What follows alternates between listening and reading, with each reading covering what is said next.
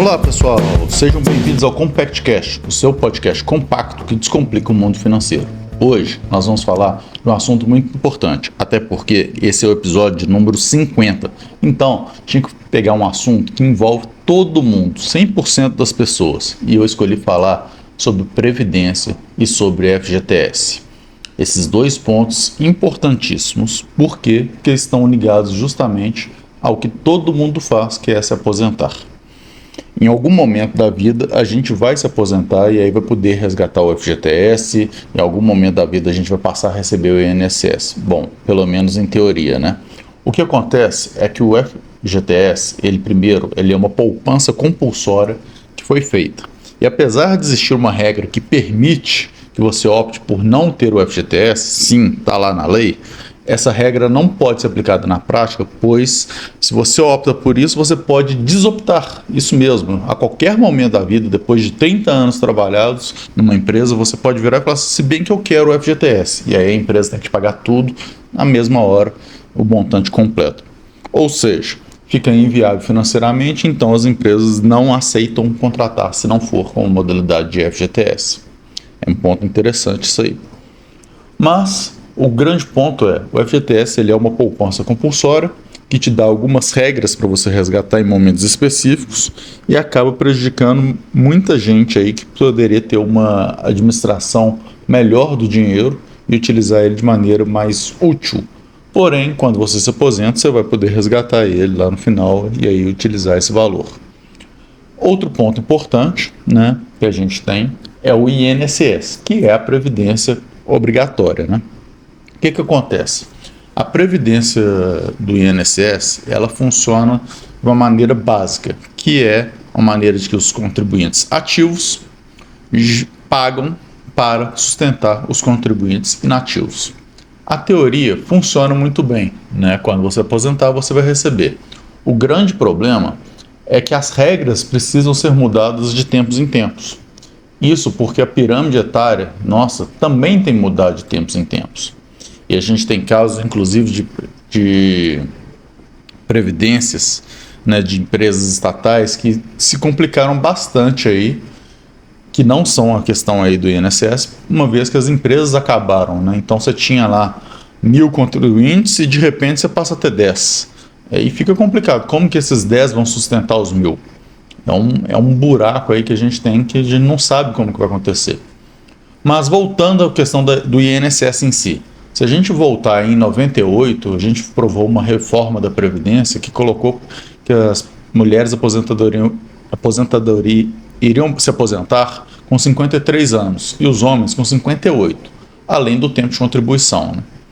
Em 2003, a gente teve que aumentar. Passou as mulheres para 60 anos e os homens para 65. Em 2019, mudou-se para 62 anos das mulheres e 65 os homens. A pergunta que eu faço é, e em 2029, 2030, como que vai ser? Será que vai mudar de novo? A grande questão, na minha visão, desde que eu comecei a trabalhar, eu coloquei que eu não seria aposentado pelo INSS, porque eu vejo que fica inviável. Se a gente pegar hoje, a grande concentração de pessoas começa a ficar antes do volume de trabalho e depois do período de trabalho, né? Então, as pessoas com mais de 60 anos estão vivendo cada vez mais. É por isso que tem sido prorrogado isso. Então, eu faço a minha previdência, apesar do INSS estar aí, eu ter que contribuir com ele, eu faço a minha previdência por fora. Eu não considero o INSS. Eu considero que eu vou perder esse dinheiro mais cedo ou mais tarde. É quase uma pirâmide legalizada isso aí. Por quê? Porque enquanto tiver mais gente contribuindo do que gente recebendo, funciona. Só que essa curva de tempos em tempos muda.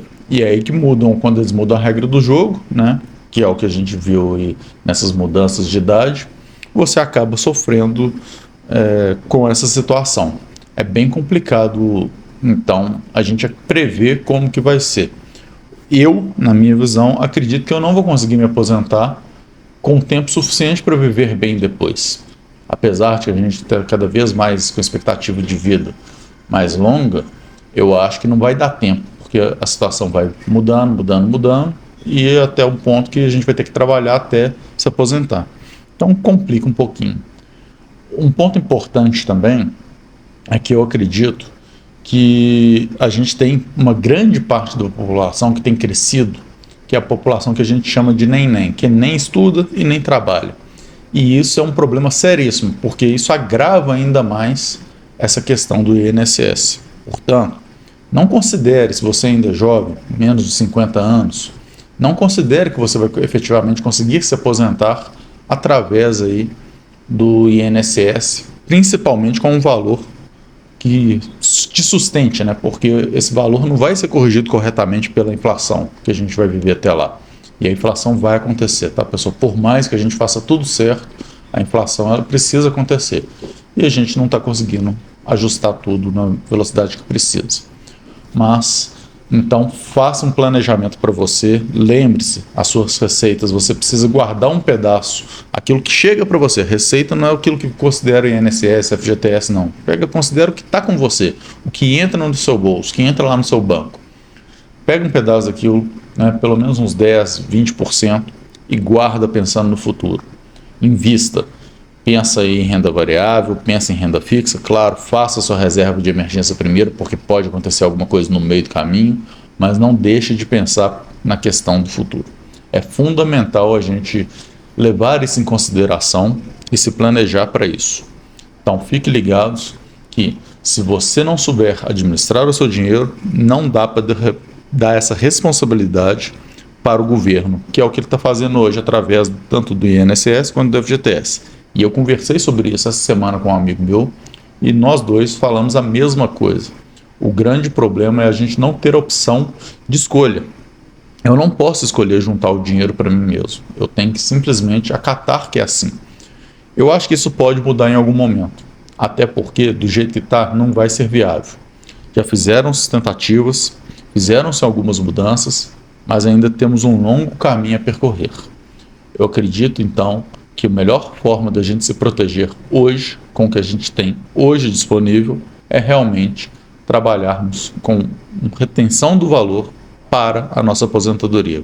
O pagamento do boleto, que eu gosto de chamar o pagamento do boleto do eu futuro. Então, pague esse boleto também, ele é fundamental. Estipule se vai ser 10%, 20%, 30%, não importa. Mas comece agora, comece o quanto antes e faça o máximo que for possível. E se você tiver um aumento de receita, aproveite esse momento para pelo menos por algum tempo aumentar essa retenção pensando no seu futuro. Com certeza vai fazer toda a diferença lá na frente. Até a próxima.